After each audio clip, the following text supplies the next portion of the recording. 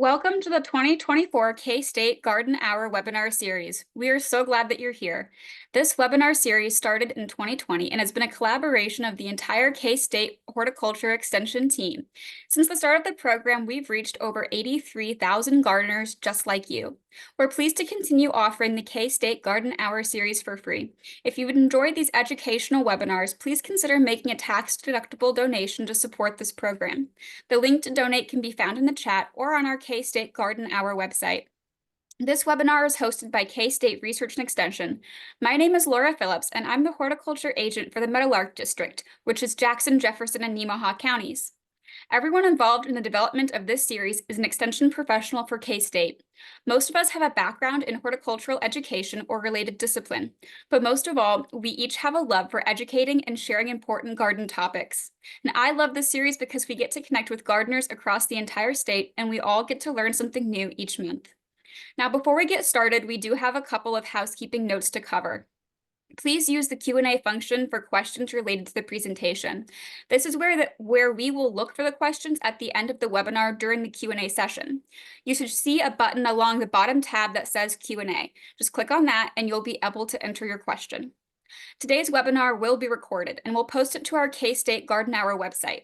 We typically upload additional resources related to each topic as well. If we share links to the chat, we will also link them on our website. Our website is also where you will have access to previous topics and you can see upcoming topics in the series.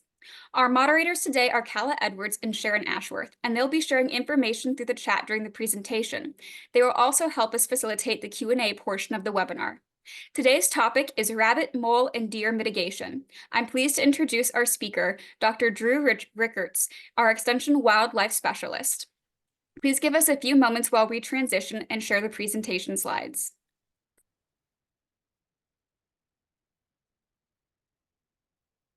All right, can everybody see my presentation now? Yep, that looks good. Awesome. Okay, so as was mentioned, I'm Drew Ricketts. I'm the Extension Wildlife Specialist at K-State. A big part of my job is helping people who are experiencing wildlife damage. And so that's what we're going to be talking about today. And specifically, we're focusing on 3 species that can cause a lot of problems for folks in their yard. Cottontail rabbits. We'll also talk about black-tailed jackrabbits, moles, and deer. And all my pictures are of white-tailed deer, but of course, if you're in western Kansas, you might also be affected by mule deer. One of the things that I think is important if we're going to be talking about wildlife in general, and especially if we're talking about wildlife damage, is oftentimes the value of critters or wildlife that first pops into people's minds when we think about them are the positive values. So we can get physical utility value from food or from clothing that we get from wildlife. We get recreational value by hunting, wildlife watching, photography, those sorts of things. Of course, we can make money from wildlife by increased land values or from permit sales and those sorts of things. We also have scientific value that's a positive value provided by wildlife. Armadillos, for example, are the main model species for studying leprosy in humans because they're one of the only critters that can get it. Ecological values, important. Existence value, just by a species existing, it has value. And then people also have a sense of well-being from knowing that we have things like wolves hunting bison in Yellowstone, which is an example of a historic value that wildlife have. Critters also have negative values, though, and some of those negative values might be loss of agricultural production, destruction of property, which will be something we talk about today, of course. Human injuries or fatalities, disease would fall into this, and then damage to native ecosystems and other wildlife.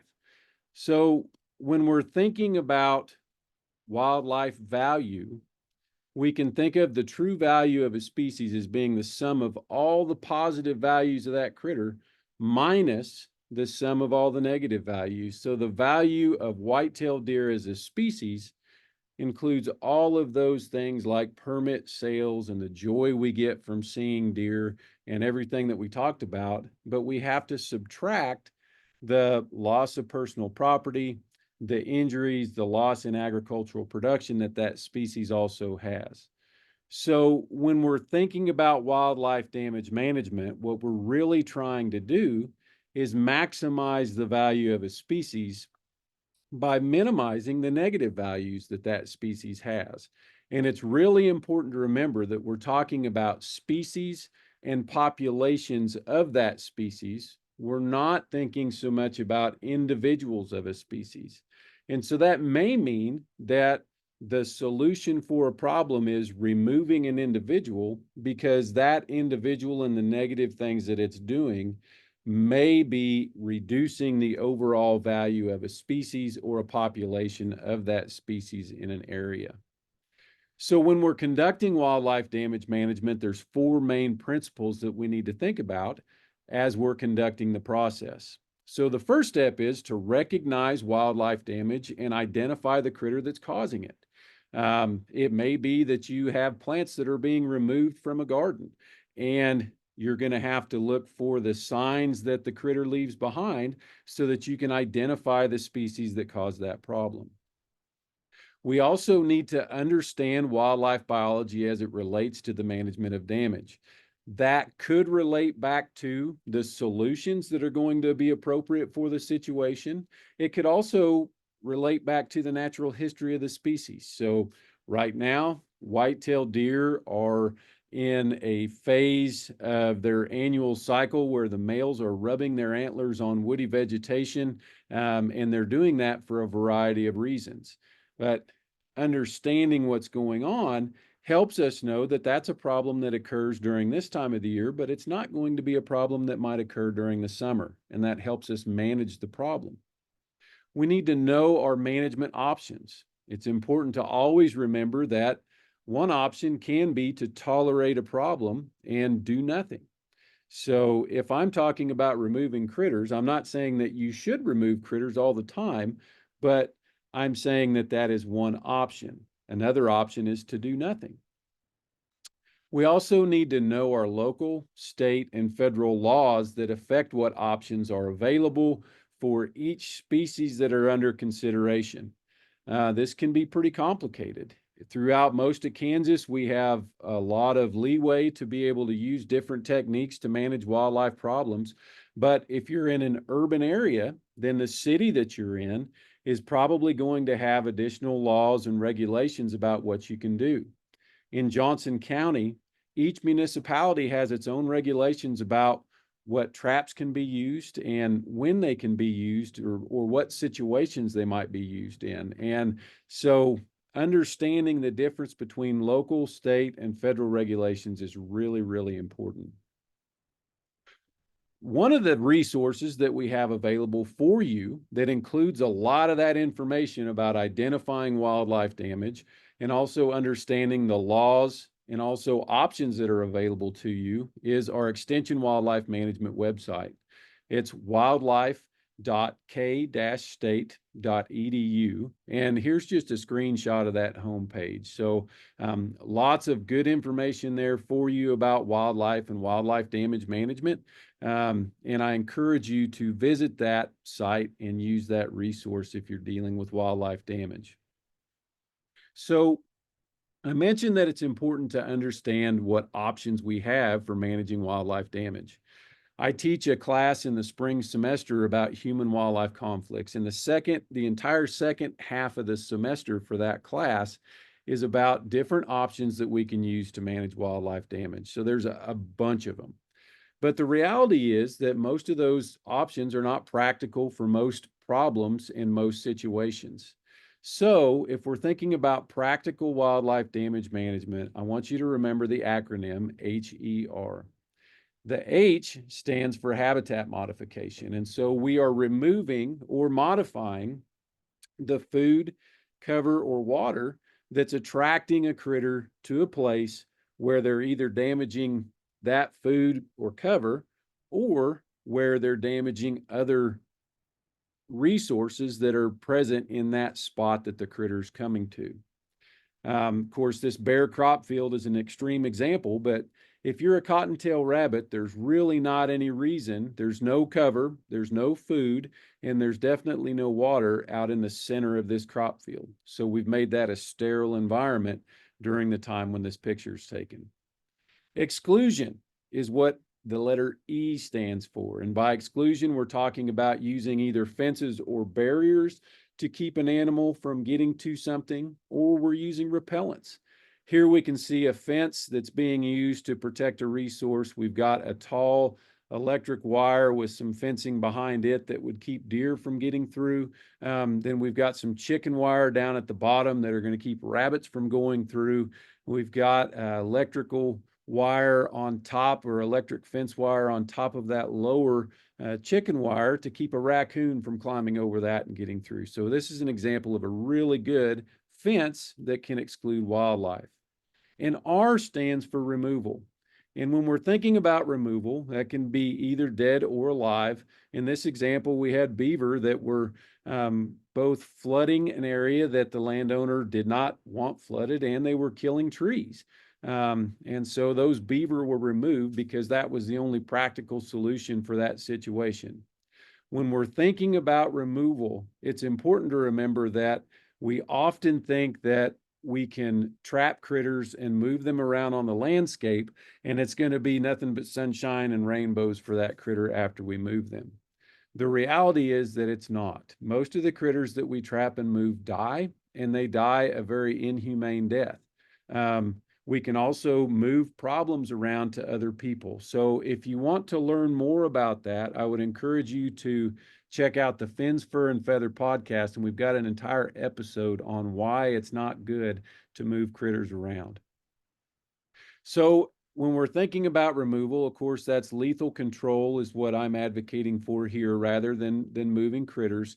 And broadly in Kansas, when we have wildlife that are causing damage to property, or if they're in or near buildings, then the owners or legal occupants of that land can use lethal control to remove those critters as long as they've made some attempt to take care of the problem without lethal means.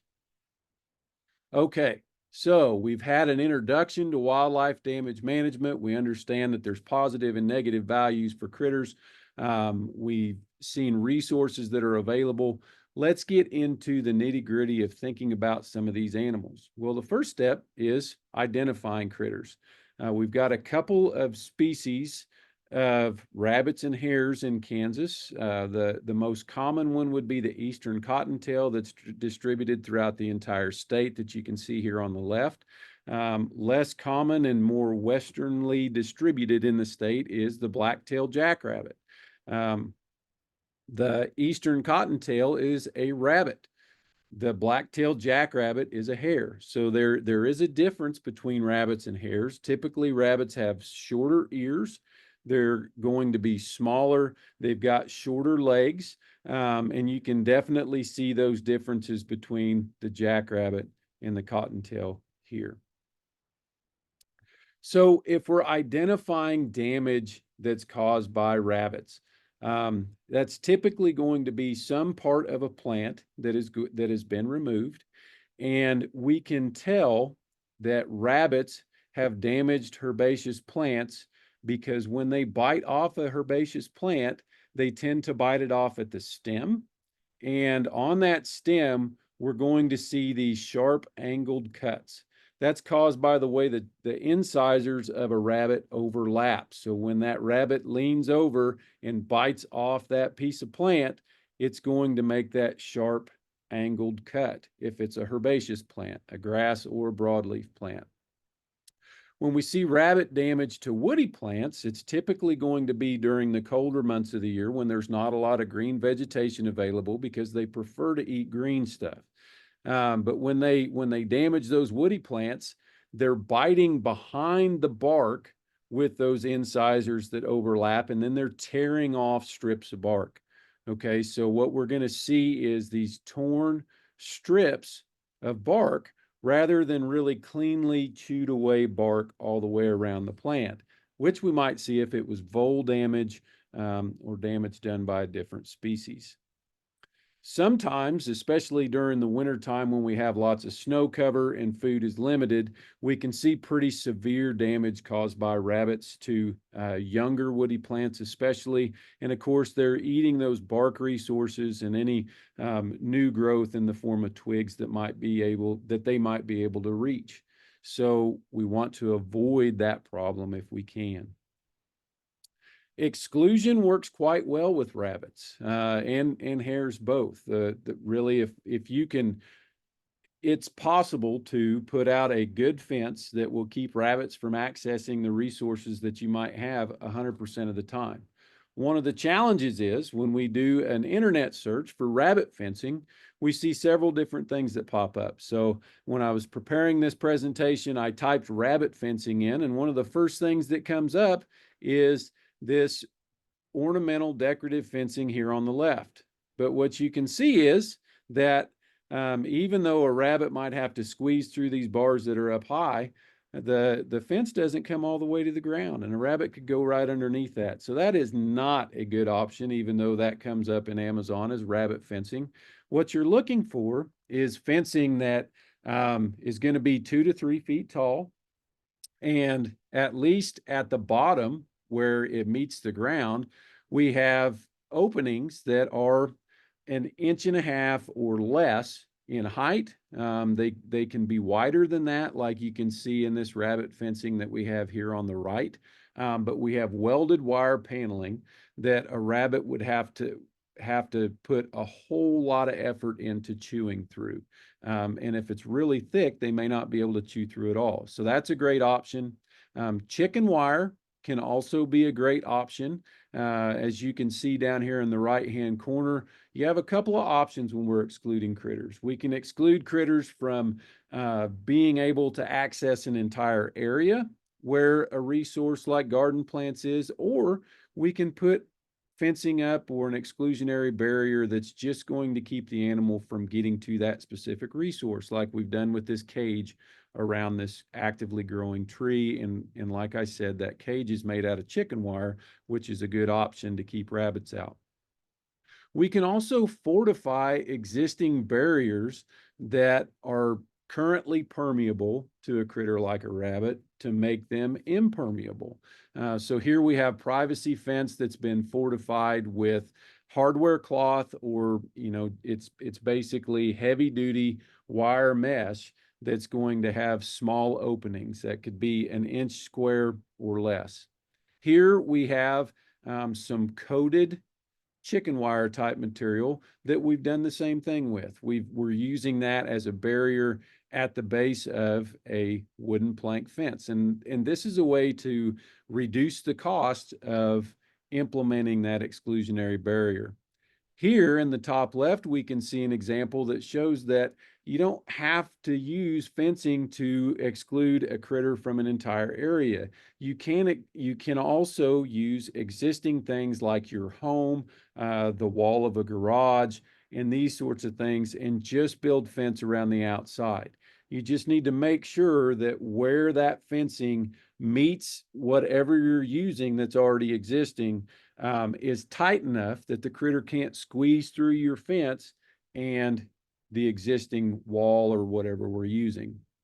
Another important point here is that we have a barrier that goes into the ground below this fencing. Rabbits can squeeze through really tight spaces. They can squeeze under fencing. And so it's important that we've got that barrier at the base as well. And we've accomplished that here by making what we call an apron, where the fencing folds at the ground and comes out away from the fence. We can also use frightening devices. And then when we're thinking about rabbits and hares, frightening devices could be a companion animal that is a natural predator of those rabbits and hares. So that's my dog Bella that I used to have. And when I had Bella in my yard, there were very few rabbits around because Bella really enjoyed chasing rabbits, and they didn't come into the yard.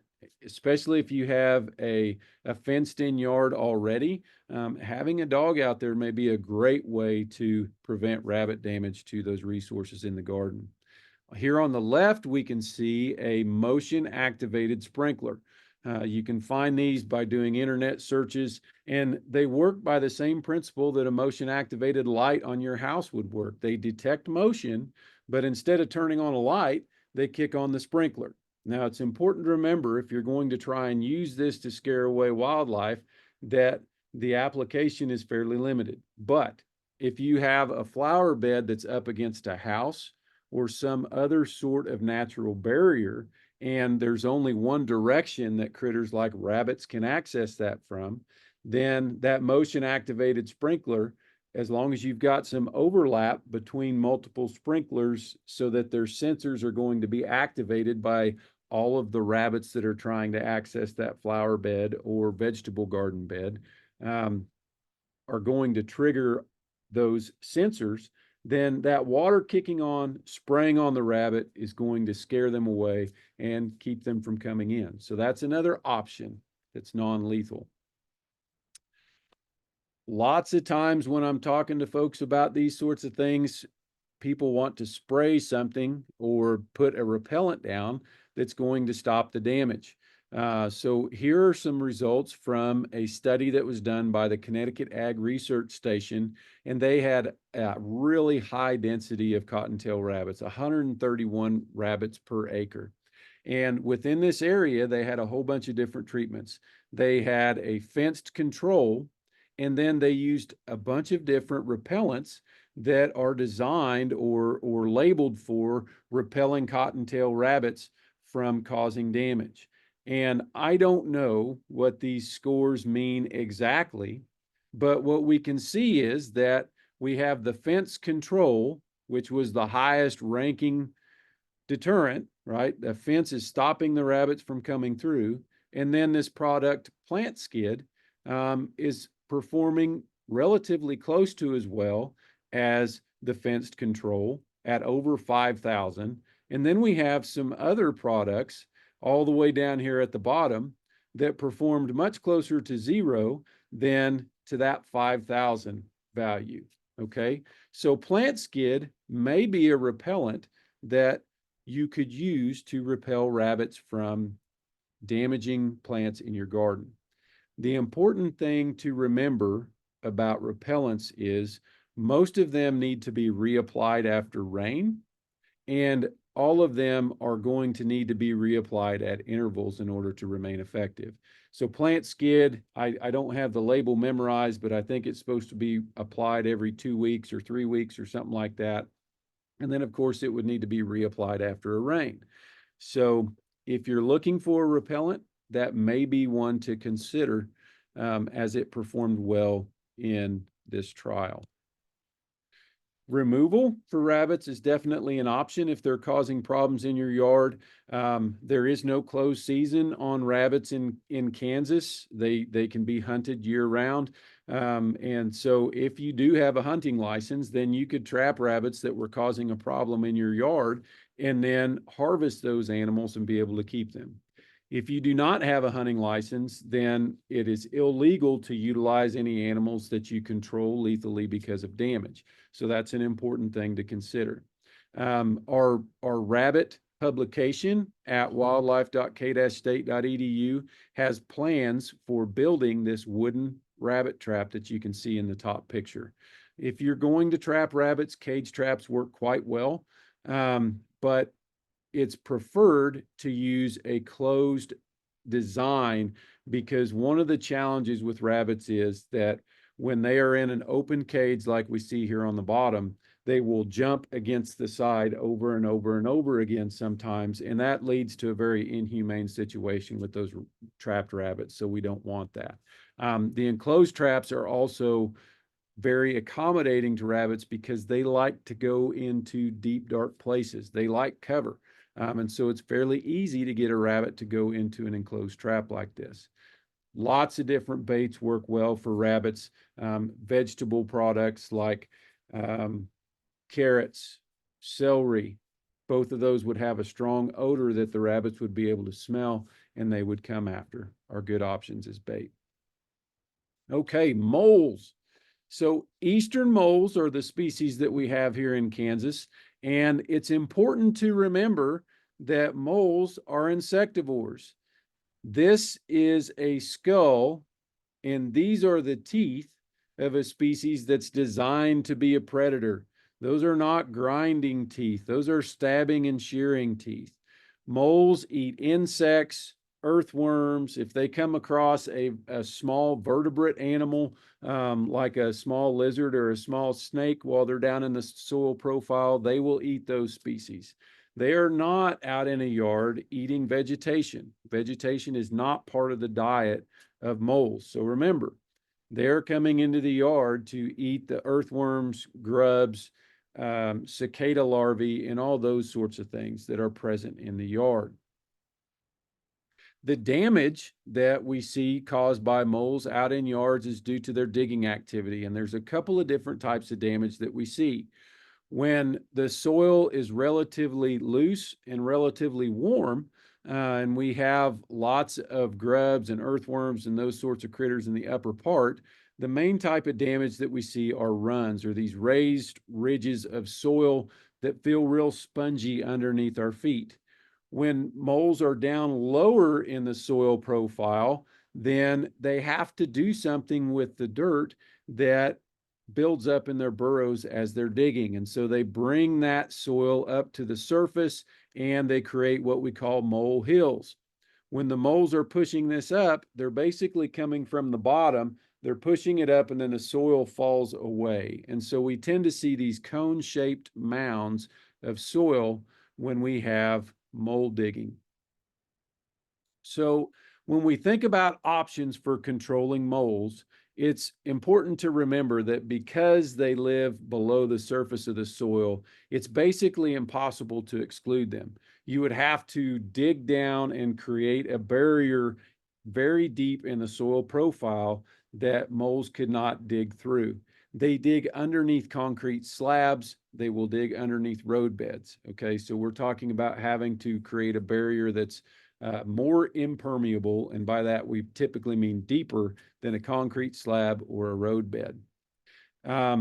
Lots of times it's recommended that we exclude moles by killing their food, but there's lots of different things that are mole food, and it's impossible to use a pesticide according to the label and kill all the invertebrates in the soil profile. Okay, that's probably not something we want to do anyway because it would damage the yard if we put that much pesticide down. It's also illegal to use the pesticide out of the label. So when folks recommend just killing grubs and you won't have the mole problem anymore, that's really not an effective thing to do that works in all situations. Another recommendation is juicy fruit gum, and that has been tested and it has not been supported as a method to reduce mole activity. My predecessor, Charlie Lee, did a test in several yards in Douglas County to test several different pesticide products that are labeled to kill moles. And what he saw was after 3 weeks, a 14% decrease in mole activity in those yards. And he retreated those yards. And after another week, so after a month and 2 treatments, he saw less than a 25% reduction in mole activity. So it's really hard to get a predatory species that is used to detecting live prey like grubs and earthworms down in the soil to eat a bait that contains a pesticide. And when we think about these gimmicky methods to try and control moles like pesticides, juicy fruit, spraying for grubs, it's important to remember that you can fool some of the moles all the time and you can fool all the moles some of the time, but you'll never fool all the moles all the time. So you either need to learn how to trap moles or learn to live with them. So that trapping process starts with selecting a trap. There are a whole bunch of good traps out there. The example I'm going to use here, we're using this trap, which is called an out-of-sight mole trap. But most traps are effective. The important things that you need to consider when selecting a trap are selecting a trap that you can comfortably use. This trap here on the left is a trap that is called the Trapline Products Mole Trap, and it takes much less hand strength than some of the other traps to set, but you also have to dig down into the burrow and place it in the burrow to catch moles, and it's harder to check than some of the other options. If you have good hand strength, then this out of sight mole trap is a great option for you to use. So those are some things to think about when you're thinking about selecting a mole trap.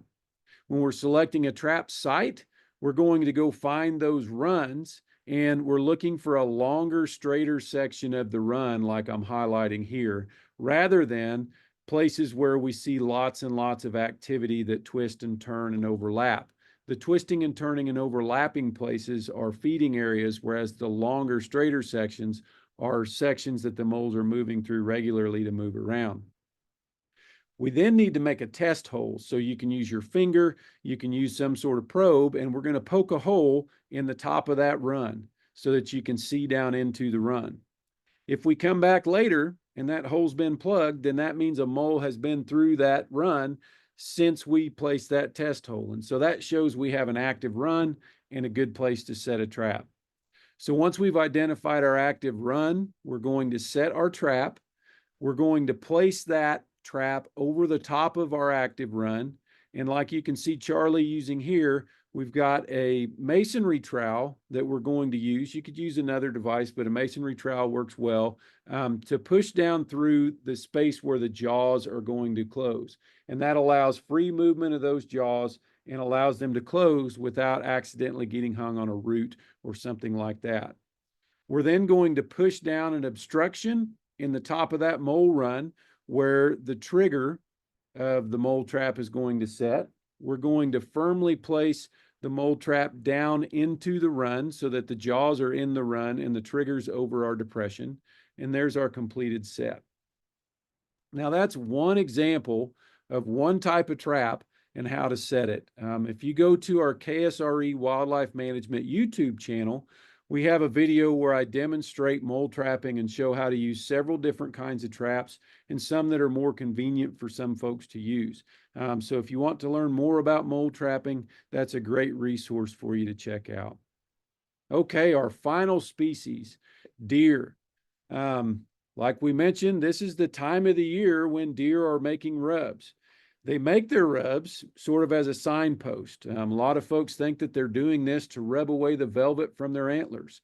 The main reason that they're doing it is because on their forehead, they have glands. And by rubbing those glands on woody vegetation, they're telling the other deer that they've been there. And so that's a signpost. And when they do that out in the woods or out in the prairie, that's just a deer being a deer. But when that's a smoke tree that my dad planted for my mom for their 25th wedding anniversary, and it kills the smoke tree, then that's wildlife damage. And that's a bad thing. We don't want to see that. Okay, so we need to know how to prevent that kind of damage. Other kinds of damage that you might see caused by deer are from feeding activity. So deer will bite off growing corn at the whirl. As that corn is growing, they'll also bite the silks out of growing ears of corn. They'll even just bite the end off of an ear of corn and eat that as well. We also see that deer like to browse on woody plants. They tend to eat the new growth that's available out at the tips of twigs. They also like to eat the leaves that are available there too.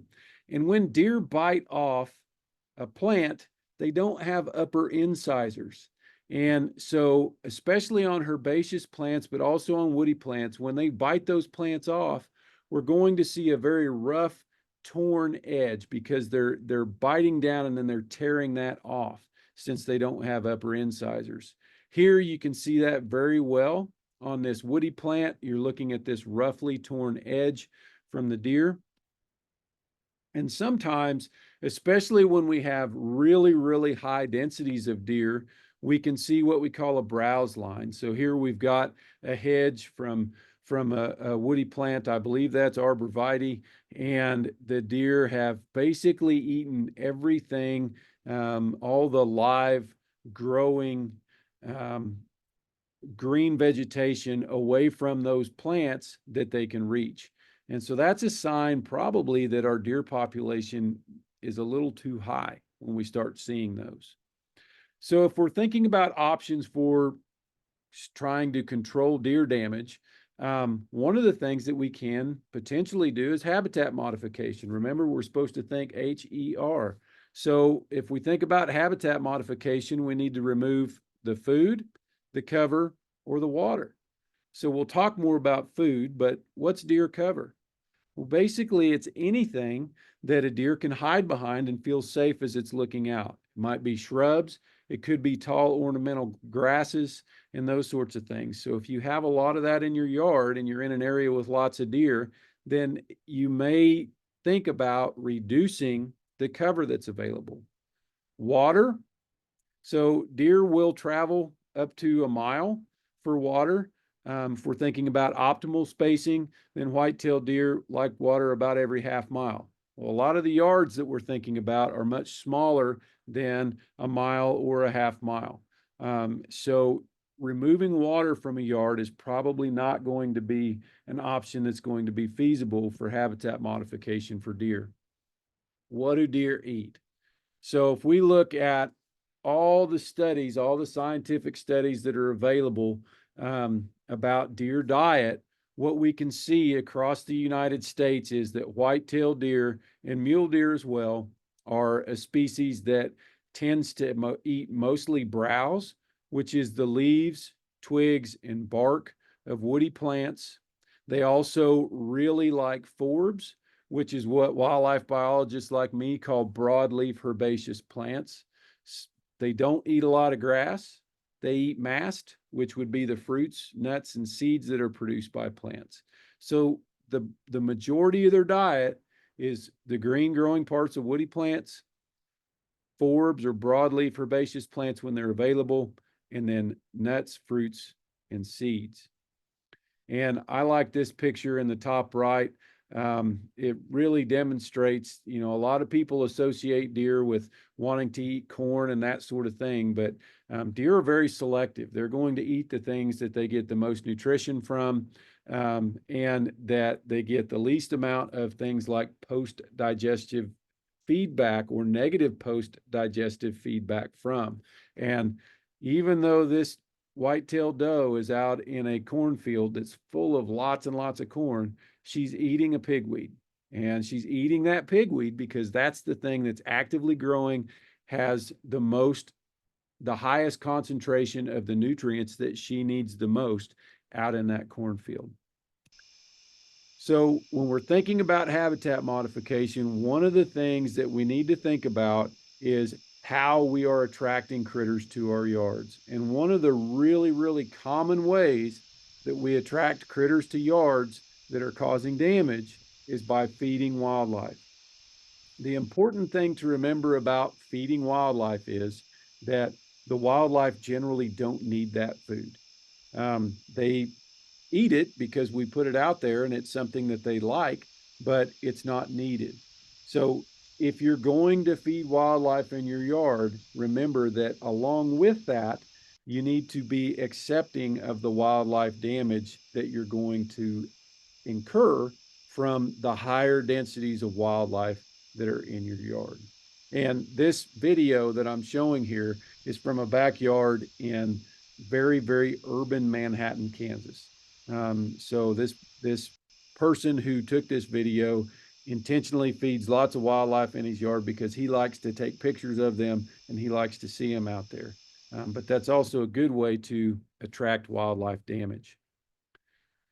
When we have bred plants to select for different characteristics that we like, and this goes for vegetable crops, it also goes for ornamental plants that we might plant. A lot of the things that we have selected against are plant defense mechanisms. Those might be thorns, they might be chemical compounds within the plant that makes that plant less palatable, and those sorts of things. So one of the things that we can do from a habitat modification standpoint is if we're in an area where we know we might have damage from a species like deer, we can not plant species that are frequently damaged and especially frequently severely damaged by deer. So here's an example of several different species, especially woody plants, that deer are going to select when they're available. So arborvitae, apples, cherries, elms, all these species on this page are plant species that if you're in an area with lots of deer, you should expect problems from deer damage if you plant them. Here's a list of species that are sometimes severely damaged. Okay. And this is not meant to be something that you should have to memorize. I'm going to give you a resource to look at here in just a minute where you can go look these sorts of things up. But just some examples: ash, walnut, smoke bush, oak, maple, hackberry. These are all species that deer may select if they are present in your yard. Here are species that are either seldom severely damaged, meaning that if a deer finds them, they might eat on them, but it's rarely enough damage that it's going to kill the plant or cause you to have to remove it. And then here are a few species that are rarely damaged. Okay, so those are some plants that you might consider if you're in an area where you know you suffer from deer damage. One more slide with examples. Instead of tulips, which deer are going to select, you could plant daffodils. Instead of daylilies, maybe plant asters. Instead of planting a thornless rose, plant thorny roses, and so on. So I went over that, and it's a lot of information pretty quickly. Here's a really good resource where you can go find that information yourself, and it's organized in a really nice way. So this is from the New Jersey Ag Experiment Station at Rutgers, and they're in an area with really, really high deer densities.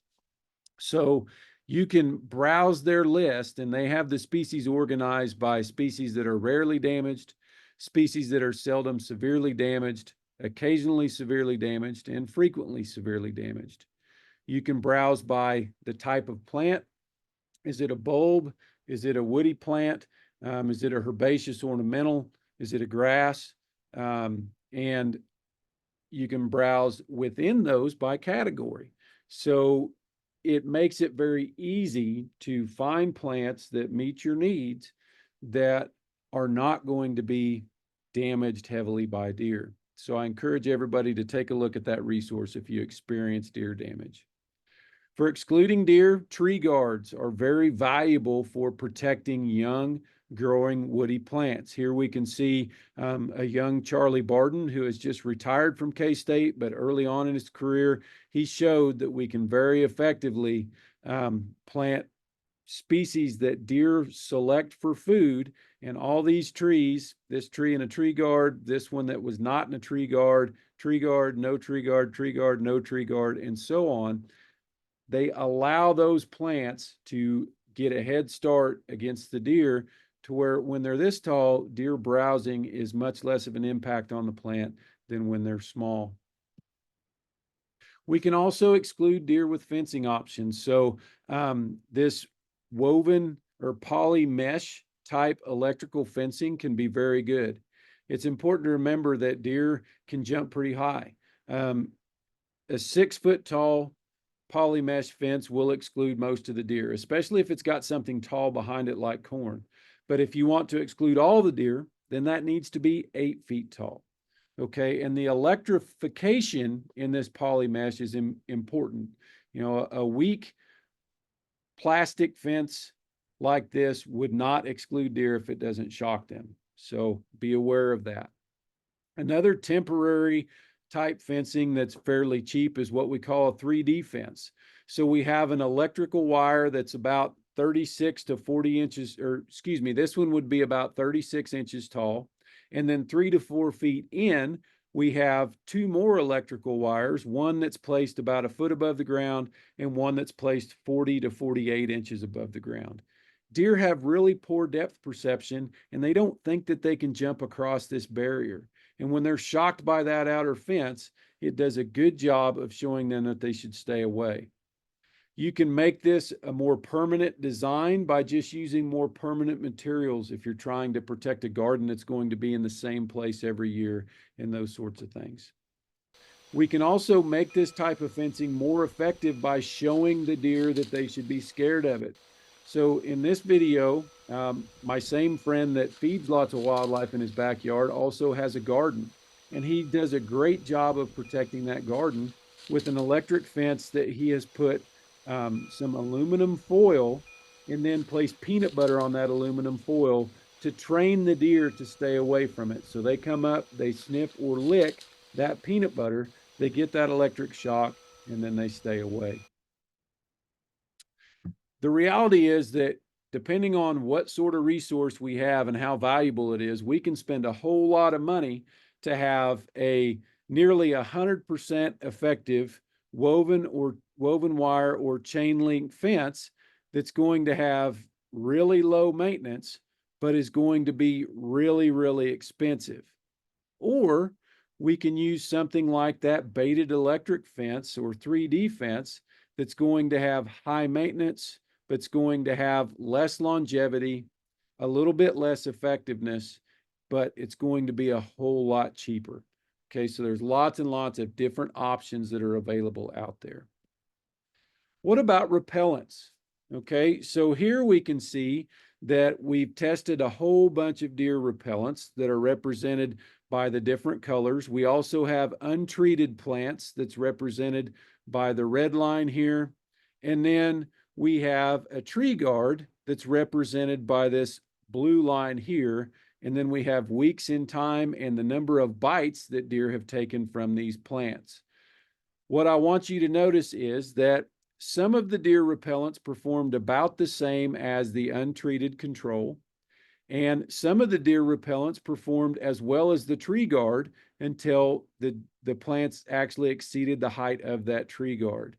And I'd like you to notice that plant skid is one of them on here as well that was very effective. So not only is that product effective for reducing damage by rabbits, it can be effective at reducing damage by deer. Just remember, it's not a once and done. You have to reapply after rain and reapply every couple of weeks to maintain the effectiveness.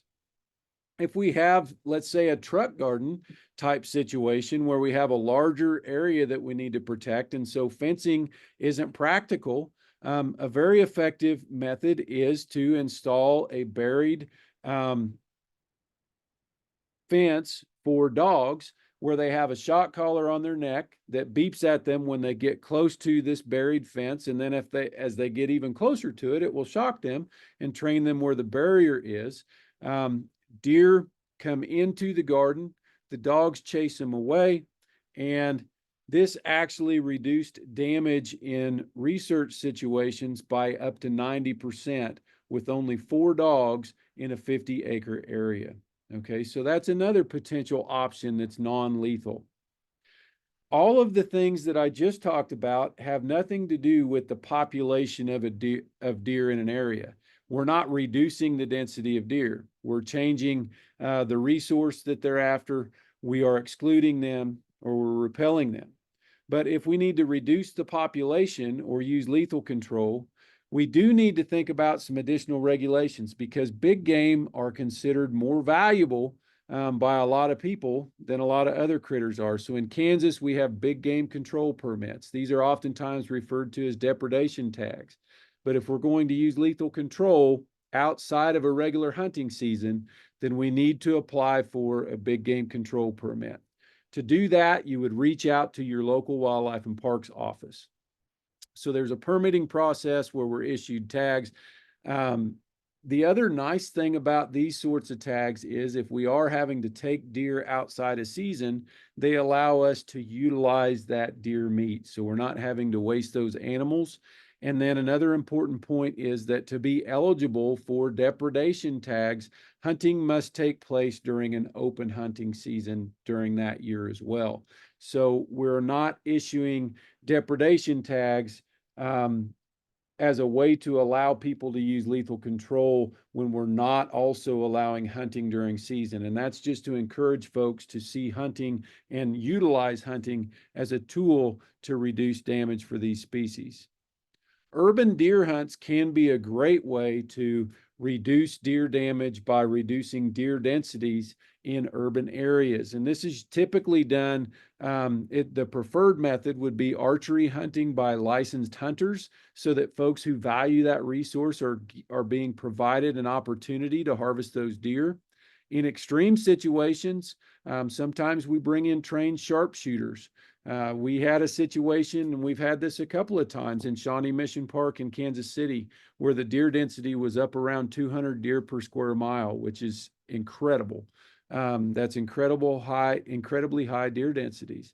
Sharpshooters were brought in a couple of different situations. And this can become very, very controversial because we have folks with competing interests about these different species of wildlife. Here's just an example of a billboard that was put up in Johnson County during the time when these sharpshooting events were going on to reduce deer density. Okay. So hopefully I've showed you that there can be lots of different options for dealing with wildlife damage for different species. And particularly today, we talked about rabbits, moles, and deer. Anytime we're resolving human wildlife conflicts, there's several different things that we can do.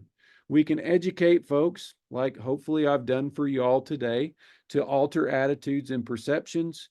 We can modify habitats to alter the situation. We can exclude critters with fencing and netting and repellents. We can scare critters with sight and sound. We can repel critters with taste, smell, or feel or touch. And we can remove the critters, dead or alive. And remember this acronym, HER, habitat modification, exclusion, and removal, because those are the main methods that are going to be practical for most wildlife in most situations.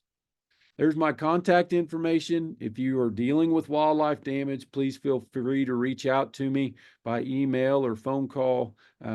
Here's our website again. We're on YouTube, Facebook, Instagram, all that stuff under KSRE Wildlife Management. And if there's any questions, I'd be glad to work on them. Yes, Drew, we do have some questions. Thank you for all that great information. A couple mole questions to start off with. There was somebody who it appears that the moles are not using the same run twice and is wondering how you might trap a mole in that situation.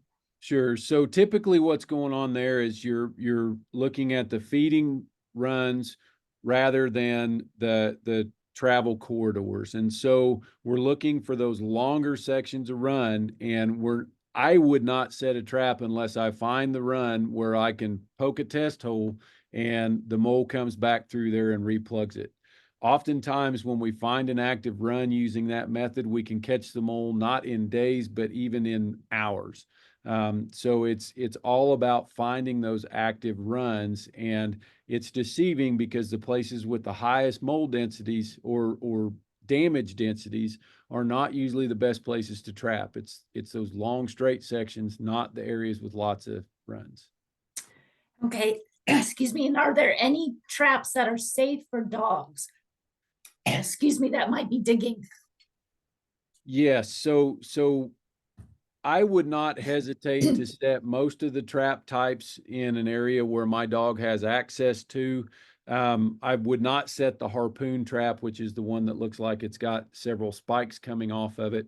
But if you're concerned about a dog digging up a trap that's placed on the surface, then that Trapline Products mole trap, we actually dig down into the run, place that in the run, and then cover it back up. And so the dog would not have access to that one. Even if it did pinch them, it would not be a trap that would cause damage to that dog to where they would need to go to a vet or anything. It might just deter them from digging another one up. Great, thank you. Now we have a couple of deer questions. One is, does the deer eat the invasive Asian bush honeysuckle? Deer eat invasive Asian bush honeysuckle. In fact, the the bush honeysuckle is adapted to attract deer browsing. The reality though is that deer don't eat enough of it to have any impact on reducing the invasive plant. So yes, they do eat it, but they are not a method of control for that plant. They actually help spread it sometimes. Okay, and here's one that I know you have a great deal of information on or experience with is deer wasting disease taking a huge toll in Kansas.